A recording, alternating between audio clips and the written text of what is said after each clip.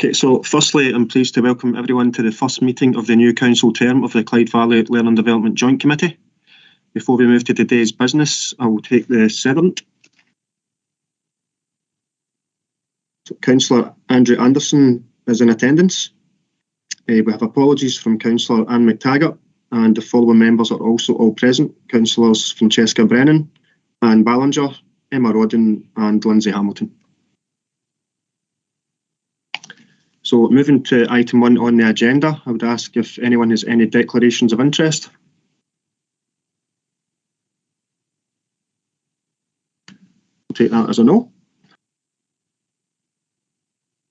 Item 2 is the minutes of the previous meeting held on 21st February 2022, which would normally be submitted for approval. However, as there are no returning members, I would ask if members are happy to note the previous minutes.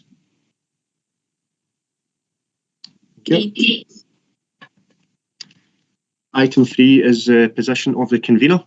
I would advise that in terms of section 3.6 of the Minute of Agreement of the Clyde Valley Learning Development Project, convener of the Joint Committee shall be the elected representative appointed by the lead authority, and as such would confirm that Councillor Hamilton will carry out the role of convener, and would ask that you please take the chair for the remainder of today's business. So thank you, Councillor Hamilton, over to you.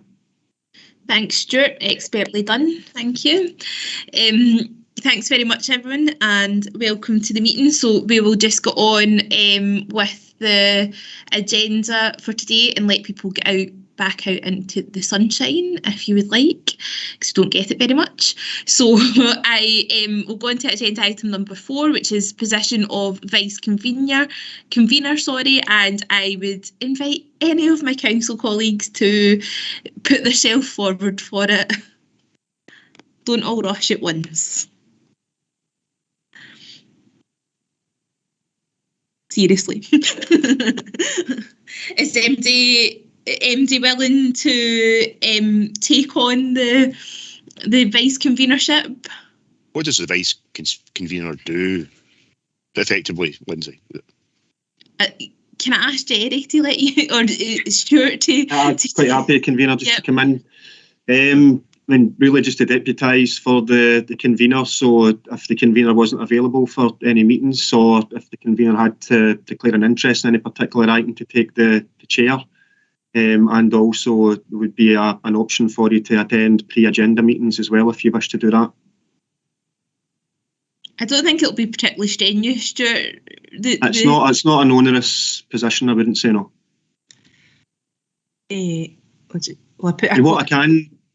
What I can say, and there is obviously one of the members that isn't present, so it could be deferred to the next meeting if that would be the preferred course of action.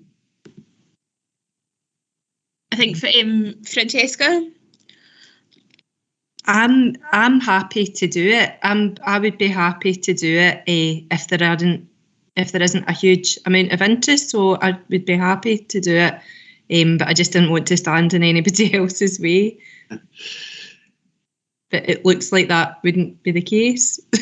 So. Okay, well, could I just ask in that case if anybody would be happy to formally nominate Councillor Brennan as the vice convener?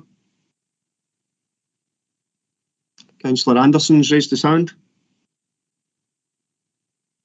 Can I somebody second that, please?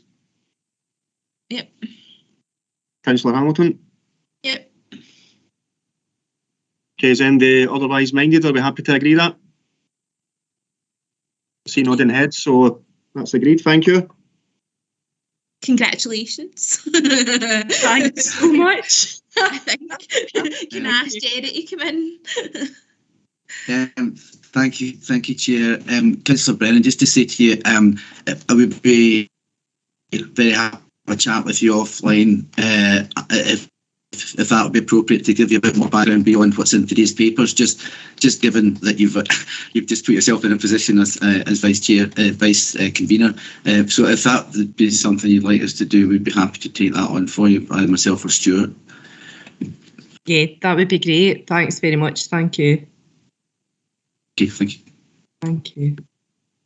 Okay, so that moving on then to agenda item number 5, the background to Clyde Valley Learning Development Project, which is pages 11 to 14 in your papers. And can I ask Jerry to take this forward, please?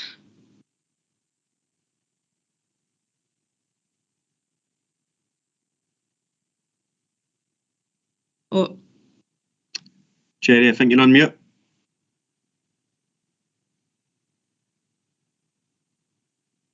I start with my school. The purpose of this paper is to provide a bit of background, mindful of the fact that it's a new committee, and that the whole idea of the Clyde Valley Learning Development Project will be a new concept to many of you. So this paper really sets out in detail just where we came from and how we've come to where we are at the moment. So starting really on page 11, there's the background to this project, which is covered in sections in paragraph 3, and really the project idea goes back to 2005, which is kind of hard to believe that something that was set out initially to last for up to 5 years has been going since all that time. When at the stage of 2005, there were 8 councils who got together to discuss the possibility of working collaboratively under the agenda of the shared services, agenda of the National Board for Shared Services at the time. South Lanarkshire Council stepped forward to take the lead in this project and work out a business case for working together collaboratively. And on the basis of that discussion, in 2000, form part established, and the structure that was chosen to represent best the governance of the project was the joint committee structure, and that's this body that we're talking about today. So we were initially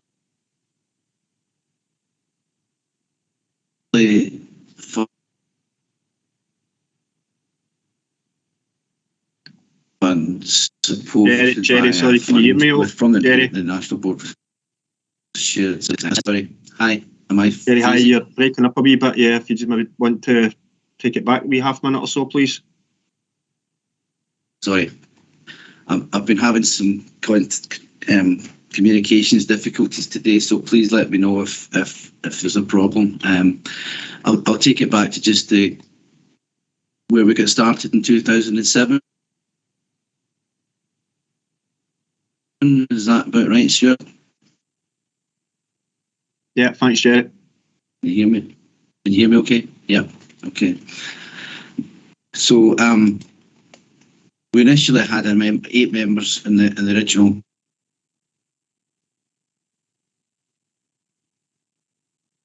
grouping, and that's changed over the piece.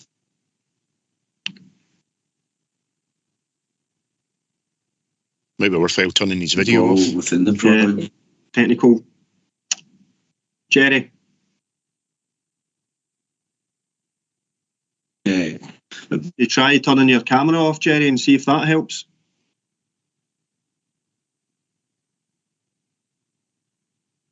Yeah, can you hear me now, Stuart?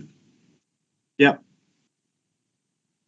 Yeah, apologies, it's been a bit difficult today in terms of my comms, so please just keep me right if I'm still with you or not. Yeah, if you try switching your camera off, yeah, that's you gone now. That might help.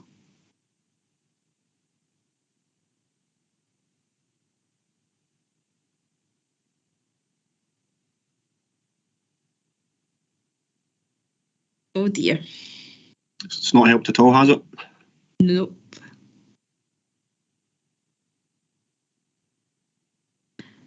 Is it? The joys of modern technology. Oh, I know. I don't know, is he gone completely now?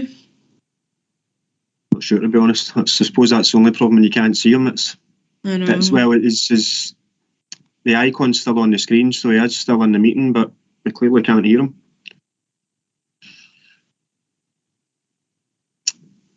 We could just jump on to another agenda item and then come back when he gets...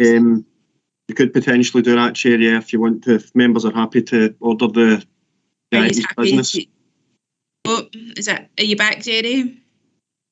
Yeah, sorry, I left the call and just tried to reset it. I don't know if that's any better, is it? So far. It seems to be, Okay, but shall I continue, or do you wish to... No, go. As long as you've still got connection, then we may as well use it. So continue. Yeah. Okay. Sorry. So I'm sorry. I'll pick up where I think we left off. Was just really the background to starting the project back in 2007, and the fact that the membership has changed very slightly since that period. Initially, there were 8 councils on the joint committee. There's currently 6, and in section 4 of the paper, it explains the reasons behind that. So initially we had some grant funding. That funding was only for a very short period of time. And so in 2017 we looked to secure the future of the project by redeveloping the structure with to make it into a membership project, whereby there were 3 categories of members. So there are the 3 options for councils to join would be as full member councils, participating member councils, or procurement member councils. And essentially the differences between these different categories is the full member councils are those who sit on the joint committee and take care of the governance of the project. They also contribute the largest amount to the running of the project. Participating members do not have a say in the governance side of the programme, so don't sit in the joint committee, but they do have the right to participate in any aspect of the project's work activities. So they can opt in and opt out as they see fit. And the third level was in recognition of the fact that quite a few councils were interested in being involved in some of the Clyde Valley's procurement activities, but didn't wish to participate in any other aspect. And this was developed to allow that to take place. So that's covered in 4.5 of the paper, and that brings in then an annual income. So in 4.6, the criteria were set out under a new minute of agreement, which suggests that the 2 sets of criteria that need to be met for us to remain a viable project is that there's a minimum of 5 full members who continue to operate as part of the joint committee, and there's a minimum project contribution to be paid to the lead authority of £59,000 plus £2,000 to be included towards the audit fee for the external auditor. So each year since 2017 we've met this criteria, and there's actually been a modest project fund generated each year as well from the additional membership fees. In section 5, I've just tried to briefly outline some of the activities that the project's undertaken, and obviously this is just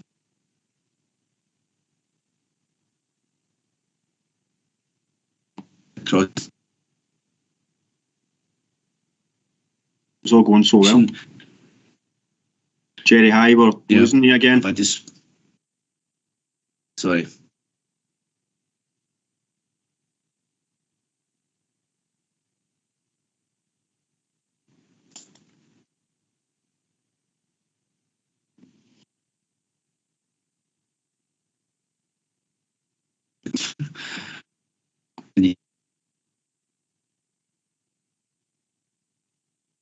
Join.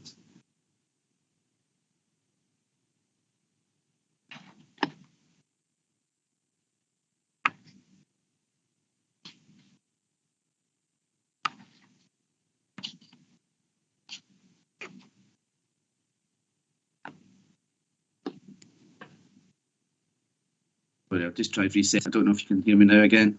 Yeah, Jed, see, just before you continue, see if you've got any other programmes, like your Outlook or anything like that open in the background, if you could try shutting everything else other than Teams down.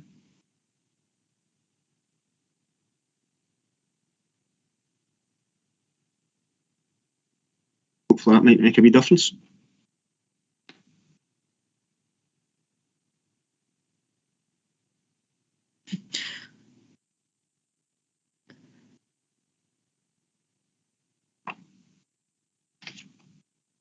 Is he away again? Not sure if he's aware, if he's just busy shutting stuff. He doesn't seem to be moving. No, he doesn't.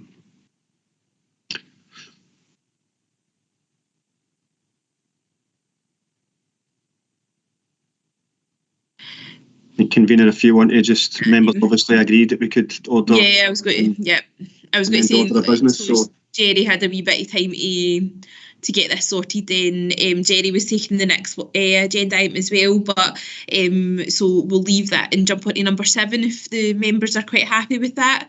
Just to keep the meeting moving. So the number 7 is the review budget monitoring for 2022 to 2023, and that's pages 21 to 24 in your pack. And can I ask Amanda Murray to take us through that, please? Thank you, Chair. This is a regular budget monitoring report that we bring to the Joint Committee a couple of times a year. This is the first report for 22-23, and it covers the period 1st of April to the 20th of May. The budget kind of comprises 2 elements, as Jerry was talking about in his paper. We have member contributions, which primarily cover the support, the audit fee, and the balance is used for project work. And the other bit of the budget is to do with the training, whereby we kind of act as a post box. So rather than CMI invoice all the councils that are involved, we pay the invoices, and then at the end of the year we recharge the relevant bodies. So basically the expenditure and income will net off. The position at the 20th of May is a break-even position. Committee's asked to note the position, but I'm happy to take any questions that anybody's got. Thanks very much, Amanda. Has MD got any questions at all? Don't see any hands raised, Convener. No, can't see any hand raised, so that's fine. So that is, I'll ask the members to note that report if you're happy with that. Jerry, are you back or? Nope. I think he's dropped back out again, Convener. Easy first meeting. Totally. Once we've finished other items of business, we can go back and discuss what course of action we take in terms of Jerry's items if he's not able to rejoin. No bother, that's fine. So I'll go on to number 8, which is the annual governance statement 2021 to 22, which is pages 25 to 30, and I'll ask Amanda to come in that again. Thanks. Just turn myself off. Thank you very much for that, Chair. The annual governance statement is a main statement that we are required as part of the kind of legislation things to include in our annual accounts. Basically, what we have to do is we have to carry out an annual review of the governance arrangements of the Joint Committee. So it includes internal controls to try and manage the risk, delegation of duties, management of information, that members are represented in the Joint Committee and are having a say in the funding, that we have so many meetings a year, and there's a steering group to prioritise the work. In terms of financial management, Clyde Valley doesn't have its own system. We use South Lanarkshire's financial management system, which are reviewed by both internal and external audit. The opinion is based on the assurances that we get from the SLC system, from the work that audit does, and the view of the Treasurer is that there's reasonable assurance that can be placed on the adequacy and effectiveness of the system. The Joint Committee is asked to actually approve this report for inclusion in the annual report and accounts because it forms part of the annual report and accounts that will go to external audit. So if I could just ask the Joint Committee to approve the report for inclusion, but again, happy to take any questions, but I didn't want to take it through the whole thing line by line. Thanks very much, Amanda. Has MD got any questions at all? No. No hands raised, Convener. So can I ask for this to be approved, please? Yes. Lovely, thank you very much. So I will take number 9, which is the meeting arrangements for the following year, which is pages 31 to 32 in your pack. And can I ask if the members are happy to approve those arrangements? Yeah. No bother, that's great, thank you. So we'll go on to agenda item number 10, which is the annual report and accounts, which is pages 33 to 60 in your pack, and that is presented by Amanda. Again, thank you. Thank you, Chair. At the end of each financial year, we have to prepare a set of annual report and accounts that are then submitted to our external auditor, Audit Scotland, for audit. The accounts are up to 31st of March. They comprise of a number of financial statements that show the income and expenditure for the Joint Committee for the year, the balance sheet which shows any funds that we've got to carry forward, the governance statement obviously that you have just approved. For 21-22 we had expenditure of 122,000 and income of 108. So what we're actually showing for the year is a deficit of 14,000. However, that deficit is because the Joint Committee approved for the Brightwave, we have an extension of a Brightwave contract, and we've been carrying forward funds of about £30,000 that have been built up of small kind of surpluses over the last couple of years. So rather than all the members paying full price, it was agreed by the Joint Committee that we could use some of the funds carried forward as a sort of subsidy.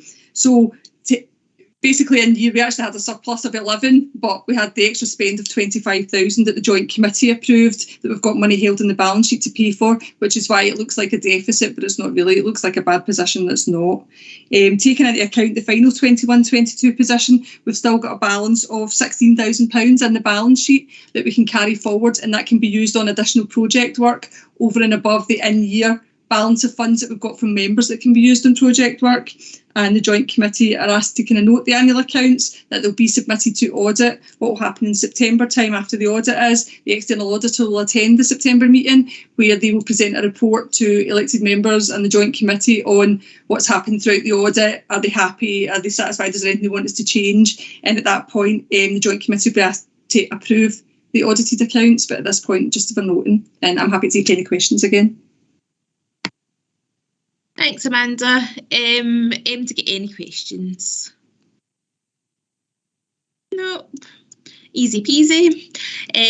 That's fine. Can I ask for the members to note that for me, please? And will we try and see if Jerry's with us? We can see him anyway. Like we can. I think Jerry. he's frozen, to be honest. Yeah. So convener, maybe make a couple of suggestions. Both items are obviously only for noting. So my first option I'm proposing is that members move and agree to note the two reports, and if they've got any questions, those can be emailed to myself, and then I would pass any questions on to Jerry and we can get answers back to all members. And the other option, of course, is that we defer the two items and add them to the agenda again at the next meeting. So I'm happy, like if people have read, I presume people have read their papers, so I would be happy to note the reports, and if MD does have any questions to ask, well, Stuart can go via Jerry if the other members are happy for that to go ahead like that. Yeah, you quite happy with that? No bother. That's a shame. Typical, it never works when you want it to. Well, it's the fact he was sitting chatting away before the meeting and everything was fine, but then once the business starts, that's when the problems seem to. Convenient. So I'll go to so that's fine. So 5 and 6 are both noted then, Stuart, if people are in agreement with that. And I will number 11, agenda item 11 is urgent business, which I have none.